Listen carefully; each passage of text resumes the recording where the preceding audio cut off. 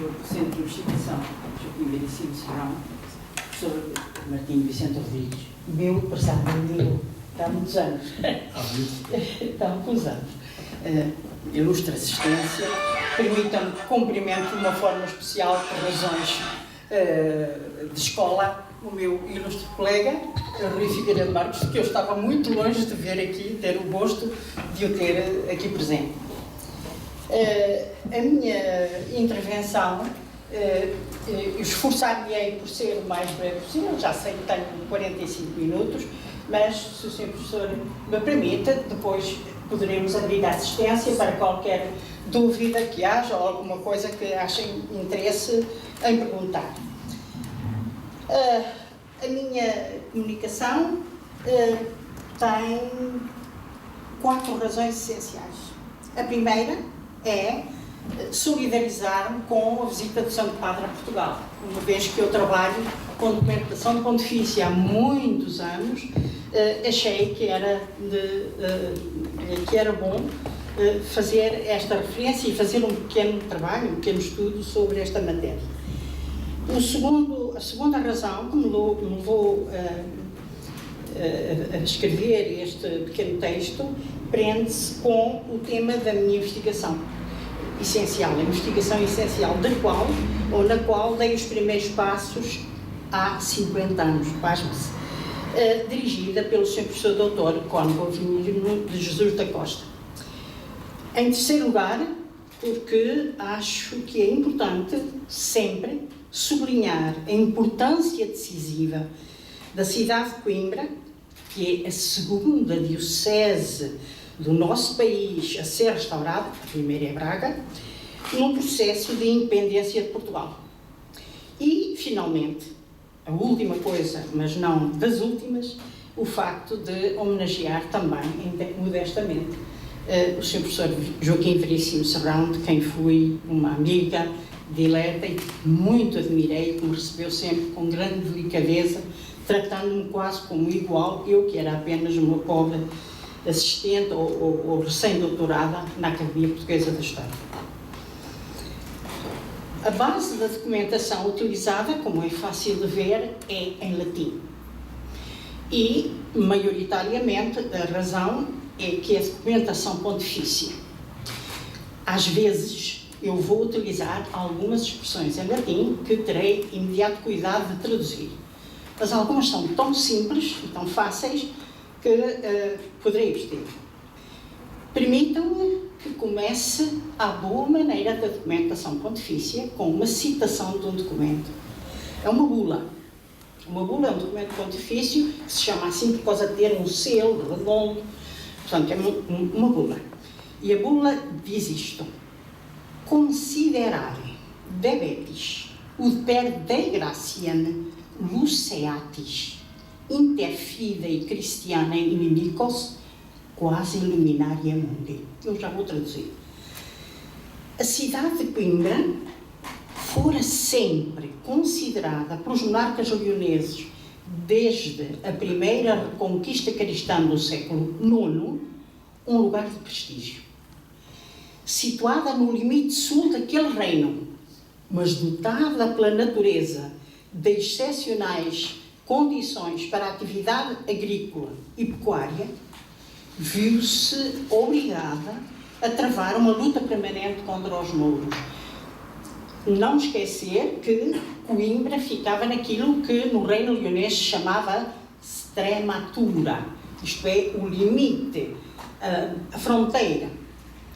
Os conimbricenses, admirados pela sua coragem, capacidade de resistência e adaptação, bem como por invulgares qualidades de trabalho, e esta constatação não é parcial, ela vem-nos exatamente pela mão de um geógrafo árabe, Idrissi, que ao falar dos habitantes de Coimbra, diz que eles são dos mais valentes dos cristãos.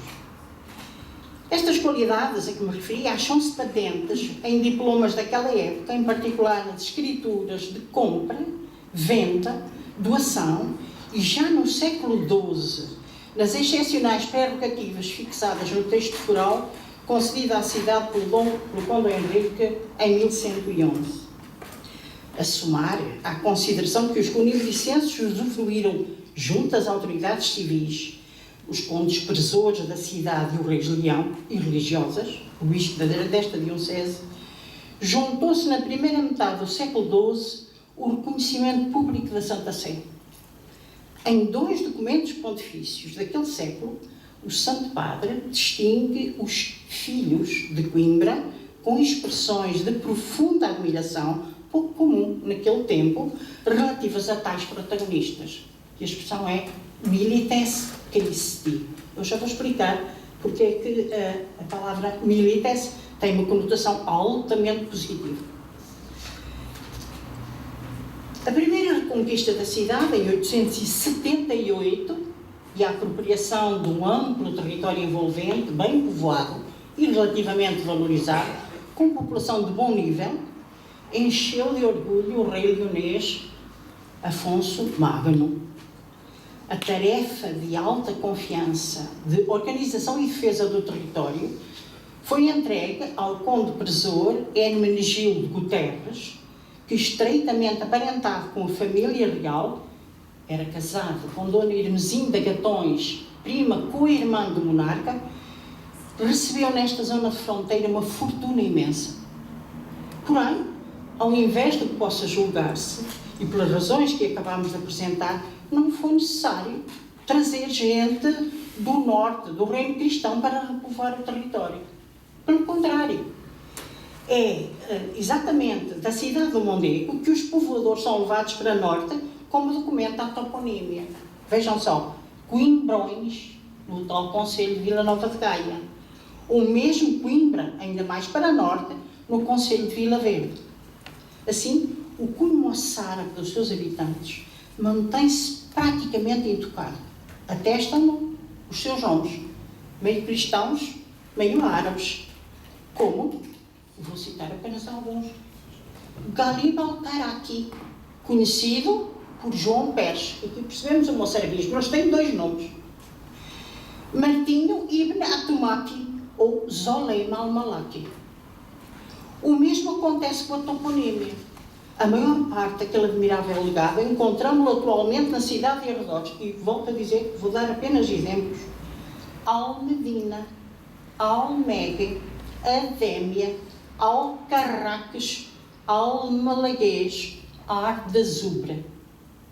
Um dos factos que causa maior admiração é a notável ausência de memórias ou registros onde sejam mencionadas perseguições religiosas dos dominadores agarenos contra essa cristandade fiel, mas arabizada. António Vasconcelos recorda que não há sequer notícia de mártires cristãos em Coimbra. E, no entanto, são tristemente bem conhecidos os momentos dramáticos da crise dos chamados mártires suicidas, ocorrida em Córdoba na segunda metade do século IX, e cujos ecos distantes podem ainda pressentir-se nas marcas deixadas por esses refugiados, na maioria anónimos, embora outros mais notáveis, na sua deslocação para norte. Vou dar alguns exemplos. A cidade de Zamora foi fundada no século IX por moçárabes toletanos que trazem consigo as veneráveis relíquias de Santo Ildefonso. A construção da notabilíssima igreja de São Miguel de Escalada, nos arredores de Leão, sagrada em 913 e cuja construção se deve a monges cordoveses. A entrega em 872 por Afonso Magno do então destruído mosteiro de Sagún a uns monges de São Cristóvão de Córdoba para que o restaurassem. No território que é atualmente Portugal, sobrevive ainda a venerável igreja de São Pedro de Lourosa, no concelho de Oliveira do Hospital, sagrada em 912. Na toponímia, encontram-se, entre outros, 3 sugestivos nomes. Córdoba, no concelho de Santo Tirso, atualmente, Córdoba, no atual concelho de Rezende, e, muito especialmente, no território viziense, uma terra com um estranhíssimo, Esprindeu. Apesar de todos estes sinais, a fé cristã mantém-se acesa, mesmo numa região de fronteira tão instável como era a do Mondego. Prova-o a existência do Mosteiro do Larvão, no atual concelho de Penacova, documentada pelo menos, friso, documentada pelo menos desde 857, e ao qual estão e estarão profundamente ligados os reis leoneses e a grande nobreza condal. As doações feitas por aqueles ao antiquíssimo cenóbio documentam a confiança régia nessa casa monástica, situada em local tão inseguro e remoto, mas que dará confiança suficiente para servir de lugar de repouso eterno ao infante Bermudo Ordonhas, irmão do rei Afonso III Magno. No fim do século X, Almanzor avança vitorioso até ao norte, assaltando e destruindo, entre outras coisas, a já então carismática Igreja de Santiago de Compostela. Ao contrário da primeira invasão do século VIII, Coimbra resiste e é destruída, ficando em ruína durante 7 anos. Aos poucos, porém, vai recuperando, muito lentamente, mantendo-se sob domínio agareno durante 7 longas décadas. Aqui é habitual chamar-se de novo cativeiro da Babilónia. Esta situação transforma-se profundamente a partir do século XI, que é realmente quando Coimbra vai ser conquistada definitivamente. A Europa cristã, naquele século, conhece um progresso notável, documentado, entre outros sinais, num texto do monge Raul Glaber, quando ao refere-se ao ocidente do ano 1000, escreve que o mesmo está coberto por um manto branco de igrejas. Estas simbolizam um expressivo crescimento demográfico e económico. No entanto, o aumento da população gerou a necessidade de conter, dentro de certos limites, a crescente atividade militar cada vez mais brutal e violenta levada a cabo pelos senhores. Estes, por seus cânones educativos e pela diminuição acelerada de rendimentos, recordo que a institucionalização do direito de primogenitura ou de morgadio surge exatamente nesta época para evitar a partilha de bens e o empobrecimento das famílias. Esta aceleração, esta diminuição de rendimentos leva os senhores a atacarem indiscriminadamente as populações desarmadas e principalmente a Igreja e os seus cobiçados bens. É esta que primeiro, localmente, depois com valor universal, implementa um conjunto de leis que colocam um freio à voracidade brutal e violenta destes nobres, a quem o Papa Gregório VII chama raptores, isto é, ladrões. O êxito da iniciativa da Igreja repousou no facto de, sem negar aos senhores a atividade guerreira, recordo que a única atividade que tornava um homem livre, verdadeiramente livre, era a atividade militar, e que para a exercer era preciso permanente treino físico e possuir o respectivo equipamento cada vez mais caro, mais sofisticado e principalmente possuir uma peça indispensável, ter um cavalo, pelo menos um. Ora, o êxito da iniciativa da Igreja repousou, como dizia eu, no facto de se negar aos senhores a atividade guerreira e a apropriação violenta de bens desviou os seus alvos, deu-lhes uma moral coerente de guerra, colocou-os na defesa dos pauperes, isto é, dos desarmados, órfãos, viúvas, velhos, mas principalmente da Igreja. Ou seja, cristianizou a atividade da nobreza, tornando-o o seu braço armado. Transformou os raptores em milites Christi, cavaleiros de Cristo. São guerreiros, são nobres ao serviço da Igreja. A recompensa oferecida seria grande. Além da proteção divina, os guerreiros podiam agora cobrir-se de glória e apropriar-se legalmente das vastas riquezas que esperavam por eles num território que fascinava em particular os franceses, a Espanha. Os relatos cada vez mais frequentes, feitos por viajantes, primeiramente monges em busca de relíquias. Em seguida, vinham vulgarmente a Córdoba buscar relíquias para levar para a França, onde havia muitos martírios quase todos os dias. Portanto, primeiro monges que vinham em busca de relíquias, depois peregrinos que começaram a vir a Santiago de Compostela, excitavam, os rodos que faziam, excitavam a imaginação e a ânsia de fortuna dos cavaleiros dela em Pirineus.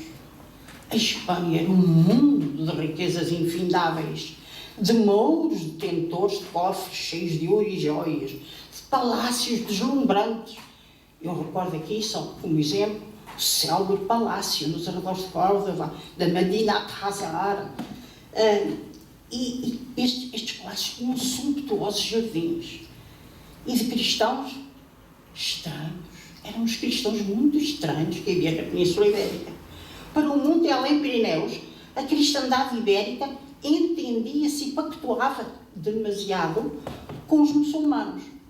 E mesmo para o papado, a Igreja da Espanha, cuja venerável liturgia classificava de superstício toledana, a liturgia visigótica tinha sido fixada por um dos membros mais ilustres da Igreja da Espanha, Santo Isidoro de Sevilha. Esta Igreja, para a Santa Sé, para os Papa reformadores, estava demasiado afastada dos cânones que a reforma gregoriana queria universais. A 9 de julho de 1064, Fernando Magno reconquistou definitivamente Coimbra. Entregou o governo da cidade e da vasta região ao diletíssimo, eficiente e experimentado moçárabe do campo do Mondego, mais exatamente de Tentugal, Seslano David, com o substituto de Alvazil. Reparem, eles usam um nome, um título muçulmano e não cristão, em latim seria cônsul. Portanto, cônsul, este governou com firmeza, defendeu e povoou com inteligência o amplo território que se alargava do sul do Douro até ao Mondego. Uma gente estranha que habitava ali na faixa litoral, que se chamavam os portugaleses. Diz a Crónica Geral de Espanha, de 1344, que essa gente tinha prés de mulher vida e não gostava de ter muitos senhores. E é exatamente o mencionado Alvazil que nos relata com orgulho, num preâmbulo laudatório de um diploma, como se descrevesse o seu currículo, todas as atividades desenvolvidas. Ele explica: conquistei isto, trouxe povoadores, mandei construir novas igrejas, etc. A sua ação foi ainda mais longe. Promoveu a restauração da Diocese de Coimbra, a segunda a ser restaurada no país, providenciando, juntamente com o rei, a vinda de um pastor, o Bispo Dom Paterno, que veio da parte oriental da Espanha, e dotou a Almedina como uma nova igreja, a Igreja de São Miguel. Hoje não sabemos exatamente, presume-se que ficasse mais ou menos situada no lugar onde hoje se ergue a Biblioteca Geral da Universidade de Coimbra. Mas, principalmente, foi até a hora da morte, Dom Fernando foi até a hora da morte, um extremo defensor do rito visigótico moçárabe. Ou seja, Dom Fernando, bem como o Bispo de Braga, Dom Pedro, recusaram sempre a nova liturgia e tudo o que ela representava relativamente à identidade do território. Sem querer fazer anacronismo, mas para se poder perceber muito bem as exigências que são feitas e que se tem que aceitar, por razões que vou explicar, funcionaram para aquelas criaturas daquela época o mesmo que funcionaram exigências que a União Europeia pôs aos políticos portugueses quando do momento da adesão. Afonso VI, sucessor de Fernando Magno, após a vitória alcançada sobre os irmãos, torna-se o único rei da Galiza, Leão e Castelo. Tem consciência plena que o sucesso da reconquista, sobretudo da sua rapidez, dependerá do auxílio militar que levou prestado pelos cavaleiros franceses. Estavam ainda muito a norte o avanço da reconquista no tempo de Afonso VI. Toledo só foi reconquistado em 1085.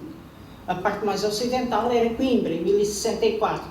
Depois havia Barbastro, Tarazona, Medina Célia, na parte oriental. Se pegarem no mapa de Espanha e olharem, é uma imensidão para sul. O rei sabe também que o dito auxílio dependerá largamente da política de propaganda incrementada pela Ordem de Cluny e pelo papado, que com ela tinha uma profunda relação. Gregório VII, o grande Papa reformador, tinha sido longe de Cluny. Por isso, toda ou quase toda a sua política será orientada no sentido de atrair a boa vontade dos pontífices romanos. Vejam o que ele fez. Vou dar exemplos.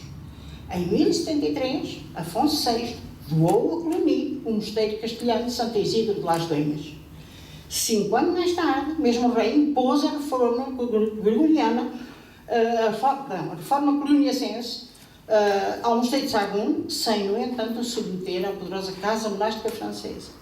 Em 1080, contrai matrimónio em segundas núpcias com Constança, sobrinha de Hugo, o influente abade cluniacense. E, principalmente, impõe, contra a vontade popular e da maioria do clero, a nova liturgia. Foi tremendo isto. As populações não aceitavam a nova liturgia e o que com ela vinha. Mexer, alterar os seus hábitos de oração, os seus santos patronos. Desapareceram. Quem sabe hoje quem foi Santo Acíscolo? É um mártir de Córdoba. Quem sabe quem foi São Facundo? Não se sabe. Quem sabe quem as prendeu? Não se sabe. Foram erradicados, foram varridos pela reforma gregoriana. Isto causa problemas graves. Aceita, de certo inconformado, a decisão tomada por Gregório VII relativa à proposta de nomeação que enviaram para Roma em 1079 para o novo arcebispo da prestigiosa cidade de Toledo, que ainda não conquistaram, Dom Raimundo, bispo de Palência. O Papa considerou o escolhido régio literal em ciência e perícia indígena. É um ignorante. Foi uma resposta, um desprestígio para o rei. Quando em 1085 a cidade for reconquistada, o seu novo arcebispo será um francês, Bernard Siderac, antigo monge de Cluny. Este Bernard Siderac causou problemas graves ao rei. Para agradar aos colaboradores franceses, Afonso VI negligenciou os experientes e sensatos conselhos do seu fiel servidor Segismundo Davi, que sugeriu ao rei, e vou citar, e o relato é feito por um cronista natural de Santarém, Bassan, numa obra intitulada Da Gira.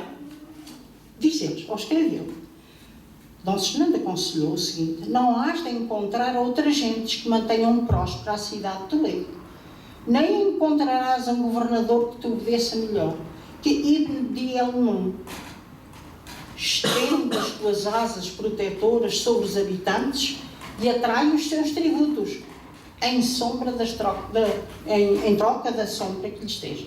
Ou seja, Segismundo aconselhou o rei a ser tolerante e a entender-se com os muçulmanos, deixando-os permanecer e mantendo ativa economicamente a cidade. Bernard de Cluny, nas costas do rei, quando o rei voltou costas, rapidamente transformou a Catedral de Toledo, a venerável igreja de Santo Ildefonso, ocupou mesquita.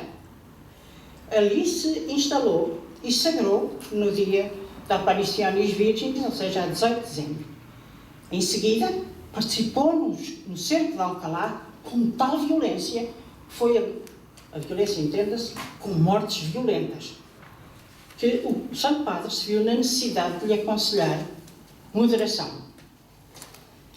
A influência francesa em Coimbra patenteia-se em crescendo nos finais do século XI. A 11 de fevereiro de 1088, quando Dom Raimundo surge pela primeira vez mencionado num documento do cartoleiro da sede de Coimbra, conhecido por Livro Preto.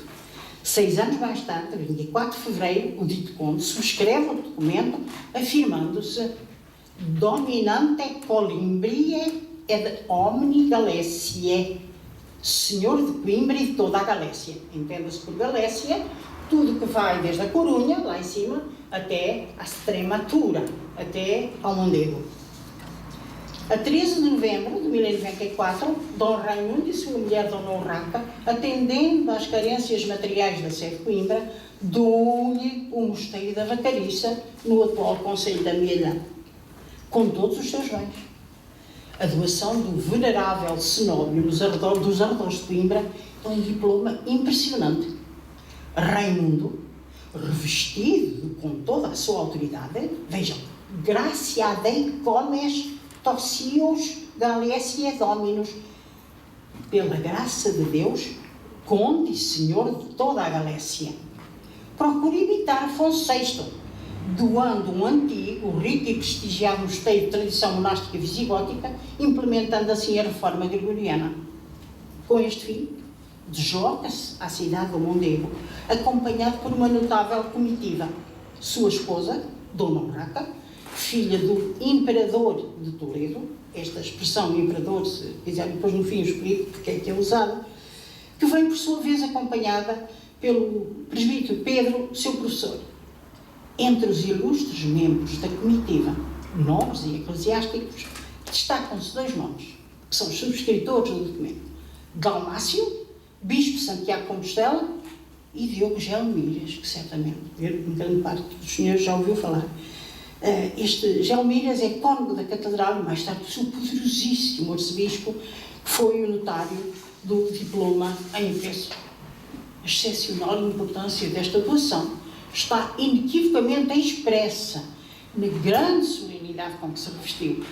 A traditio super altare, ou seja, a entrega soleníssima, pública e irreversível, que é carregada de simbolismo, que foi feita dentro da sede de Coimbra, e o documento no final, redigido, lido em voz alta, é colocado sobre o altar de Santa Maria. Em 1097, o protagonista político em Coimbra é outro Borgonha, Dom Henrique. A referência mais antiga feita ao dito contas, que está registada no documento, o livro preto é um cartolário, portanto, com um tombo onde estão recolhidos todos os documentos relativos à sede de Coimbra até ao século XII. A referência mais antiga é um documento feito de uma venda, uma carta de venda de uma propriedade de São Estelos ao Bispo de Dom Toscano. O mencionado documento, Dom Henrique, é intitulado, e chamo a vossa atenção para a expressão, Dom Henrique, género, supradicto regis ave fonsi, dominante, a flumine minio, usque intago. Está a desenhar-se o território do atual Portugal.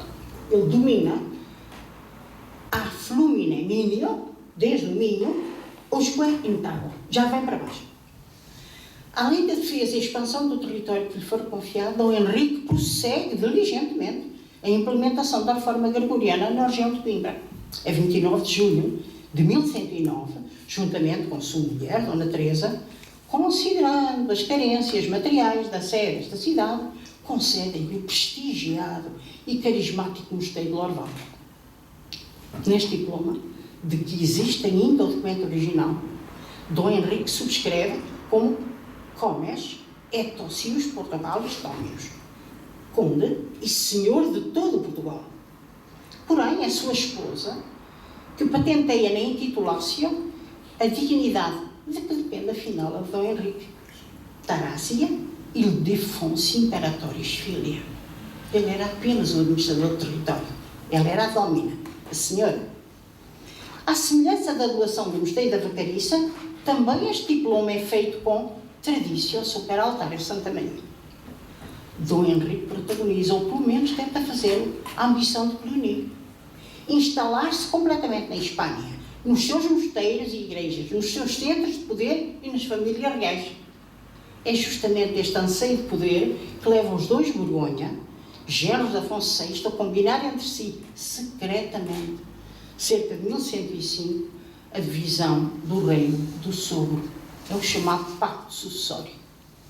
Os acontecimentos que se seguiram determinaram outra realidade. Em 1109 morria em Toledo, profundamente amargurado e desiludido, o velho Anário. Dado que Dom Raimundo tinha, entretanto, falecido, Dom Henrique utiliza então a última oportunidade para conseguir a sucessão integral do rei de Leão e Castelo. Instala-se à cabeceira do moribundo, tentando convencê-lo da utilidade daquela opção. Face à resistência tenaz de Afonso VI, que determinará que o seu neto, Afonso Raimundo, lhe suceda na Galiza, e sua filha, Urraca em Leão Castela, o borgonhês, entretanto pressionado por um ataque muçulmano em Sintra, saiu apressadamente de Toledo, airado com o rei, furioso, o sogro não concordava. Em Coimbra ia-se instalando um progressivo mal-estar entre as autoridades religiosas, coagidas a mudar com urgência, entre outras coisas, os livros litúrgicos. E mesmo o Mosteiro de Lorvão, lá de 1109 a 7 de Coimbra, regressa 7 anos depois, embora com limitações expressivas, à autoridade de um abade. Ou seja, era uma forma de equilibrar as coisas. Porém, a situação mais marcante deste mal-estar patenteia-se na eleição do novo bispo. Após a morte de Dom Paterno, que é o primeiro bispo de Coimbra restaurado, entenda-se, o cabide escolheu um dos seus membros para lhe suceder, Martinho Simões. No entanto, Coimbra manteve-se sede vacante até à morte de Dom Fernando em 1091. As autoridades religiosas e principalmente o alvazir não aceitaram o nome do prelado que lhe era imposto no exterior. A morte de Dom Fernando veio, entretanto, aplanar as resistências e a 23 de maio de 1092, Dom Pascónio, abade de São Bartolomeu de Tui, foi finalmente sagrado na Catedral Conimbricense por 3 prelados. O de Tui, que mandava o novo rito romano, o de Tui, o de Ourense, e vejam, quem se deslocou a Coimbra para a sagração? Dom Bernardo, arcebispo de Toledo. Mais morosa se revelaria a substituição dos livros litúrgicos, que eram escritos numa letra diferente até então utilizados. Eram manuscritos. A letra visigótica foi substituída, ao que é agora, pela letra carolina ou francesa. A mudança era muito lenta e eivada de dificuldades, em especial em zonas distantes dos centros urbanos. A persistência na conservação dos livros tradicionais através de novas cópias, ou seja, a letra é realmente carolina, mas os livros são os antigos. Durante o século XII, como as do Passionário Hispânico, os do Comento in Apocalipse, do Beato de Ébano, independentemente da chegada de livros novos, poderá ser vista, como sublinhei muito bem o meu ilustre colega, professor Aires do Nascimento, uma prova da resistência às imposições da reforma gregoriana. Porém, é entre a população laica que surge a revolta manifesta. Os habitantes da cidade, habituados desde cedo a usufruir de ampla liberdade, não toleram as crescentes exigências impostas por estranhos, Dom Henrique e os seus representantes. Conhecemos, aliás, o nome destas criaturas. Alguns deles são representantes e colaboradores do Conde Henrique e patenteiam claramente a sua origem francesa. Vejam, eu vou ler em francês, está em latim o documento. Archambault, Humbert, Lambert e, sobretudo, uma criatura estranha que se chamava Artaud, que teve um litígio gravíssimo com a sede de Coimbra, por posse de uma propriedade, e que o cronista da época, o notário, usa a palavra supérbia, pela sua supérbia. Era um arrogante, um convencido, ele é que mandava em tudo. A população de Coimbra ficou fola com isto. Esta gente cerceava as prerrogativas populares decorrentes do facto de serem os defensores militares permanentes da urbe e do seu território. Em Coimbra não havia só guerreiros, combatentes e cavaleiros, era a gente do sítio que fazia frente aos muçulmanos. O Borgonheiros só acalmou a dita revolta quando em 1111 fixou na Carta de Foral, nós hoje diríamos, os direitos, liberdades e garantias da população de Coimbra. Os principais causadores da revolta da população coimbrana estão identificados no texto da Carta de Foral de 1111. Sabemos os seus nomes: Múnio Barroso e Ebrard. Dom Henrique, com o fim de aplacar a cólera da população, saneou os seus colaboradores e, entre os direitos otorgados aos conimbricenses, evidencia-se aquele que estabelece que o juiz e o alcaide da cidade seriam, a partir de agora, só naturais de Coimbra. Havia, porém, outra particularidade.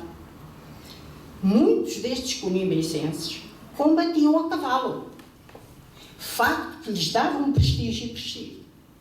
Naquela época, possuir este animal era um timbre de distinção e privilégio só acessível a homens cuja ocupação principal era combater, os belatores. As excepcionais condições agrícolas dos campos do Mondego, onde se criavam e criam cavalos, permitiam, no entanto, aos proprietários agrícolas mais abastados ter acesso à posse deste animal e apresentar-se armado e a cavalo nas guerras defensiva e ofensiva que com frequência travavam contra os mouros. Era a chamada cavalaria vilã. É no seguimento da mencionada revolta popular de Coimbra, cujos ecos vibrantes chegaram a Roma, que o Santo Padre escreve ao prior Dom Martinho e a todo o cabido da sede de Coimbra, a Martim Muniz e a todo o povo cristão desta cidade, a bula Seatis Omnes. Neste diploma, Pascoal II declara que deseja engrandecer a Igreja de Coimbra e agradece ao Conde Henrique a doação do Mosteiro Lourbenense. Por fim, abençoa os filios nostros Colimbriae, a quem chama prestigiosamente Milites Christi, que lutavam assídue contra os mouros. E o Santo Padre, servindo-se das palavras de São Mateus, termina a carta de um modo profundamente comovedor ainda para nós. Deles, em, disse apóstolos, veiat qui persecutionem passitui propter justitiam. Ou seja, acerca deles diz o apóstolo é São Mateus, bem-aventurados aqueles que sofrem perseguições por causa da justiça. E estas perseguições não eram só dos mouros. Apesar do esforço constante dos conibicenses, a ameaça muçulmana persistia gravemente. A 18 de fevereiro de 1117, o cardeal Boso, legado pontifício, escreve de Burgos a Pascoal II, informando o Santo Padre, em todos os assuntos, que os arredores de Coimbra tinham sido incendiados, registando-se perdas enormes. Estamos em 1117. Perdas enormes, em particular para esta diocese, que ficara reduzida a 1/4 do seu território. Para percebermos o que foi isto, sabemos exatamente o território que compunha a diocese de Coimbra. Conhecemos-lo através de um documento pontifício datado de 24 de maio de 1101. Neste documento, o Papa Pascoal II, que se dirige pela primeira vez, é a primeira vez que um Papa se dirige a um bispo de Coimbra, e no caso é o bispo Dom Maurício e os seus sucessores, confirmando os antigos limites da diocese que se estendiam usque ad castrum antiquum, ou seja, desde aquilo que nós hoje conhecemos por Vila Nova de Gaia, o Porto não tinha importância. A cidade fundamental portuária, no mundo romano, depois no mundo visigótico, era a cidade de Vila Nova de Gaia, onde tudo que vinha do sul tinha que parar para poder atravessar o rio. Portanto, a diocese era, desde a margem sul do Douro, grosso modo, desde a margem sul do Douro, e incluía na administração do bispo de Coimbra a diocese de Lamego e de Viseu, que ainda não estavam, nem se sabia quando seriam restauradas. Vejam, era um território imenso. A sul podia vir até ao Tejo, podia ir mais abaixo, grosso modo parava na diocese de Cória, que é bem no sul da Espanha já.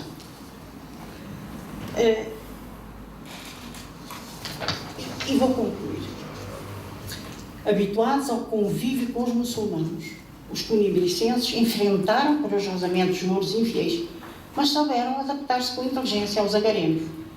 Vestiram-se como eles, aprenderam a sua língua, usaram os seus nomes, assemelharam-se nos seus costumes. Mas a fé cristã, essa, manteve-se intocada. Às críticas vindas de além Pirineus, as quais resultavam no geral do desconhecimento da realidade cotidianamente vivida na Península Ibérica, pode contrapor-se, utilizando as palavras do bispo João de Córdoba ao embaixador de Otão I. Necessitas inquit nos constrigere. A necessidade obriga-nos a isto.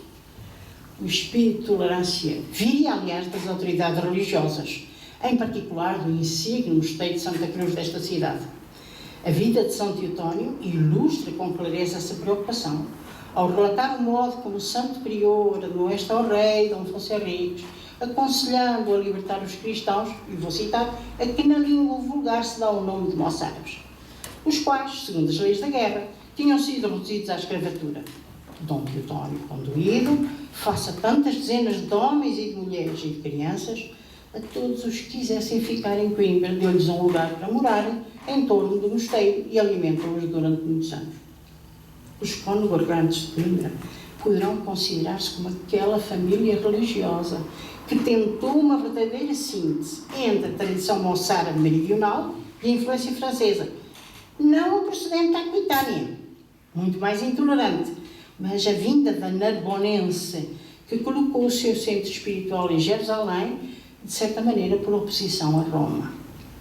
O monarquismo tradicional em Portugal, do século XII, ou nesta obra, o professor José Matoso perfilha esta hipótese. Não pode igualmente deixar de recordar-se o decisivo protagonismo do Mosteiro de Santa Cruz na independência de Portugal. Na realidade, João Peculiar, cônego deste mosteiro, visita o Papa Inocêncio II em Pisa, em 1135, convencendo, mediante certas contrapartidas, que não foram pequenas, separar a Igreja de Coimbra da sua metrópole compostelana. Coimbra pertencia à metrópole de Compostela e não de Braga. A Igreja da cidade de Mondego, volto a frisar, foi a segunda do país a ser restaurada, ficava assim definitivamente ligada à autoridade bracarense, constituindo o núcleo espiritual da nação portuguesa. São estes coimbricenses fiéis e corajosos que causam admiração ao Santo Padre. Por isso, Pascoal II, a 18 de junho de 1116, se dirige ao clero e ao povo da cidade, exortando-os a serem exemplares no comportamento, amando a Deus, honrando a Igreja, socorrendo os pobres e promovendo o culto. Na verdade, continuou o pontífice, e vou citar, considerando que os coimbricenses habitavam entre os inimigos da fé cristã, deveriam, pela divina graça, brilhar entre eles quase luminaria mundi, quase como o farol do mundo. Obrigada.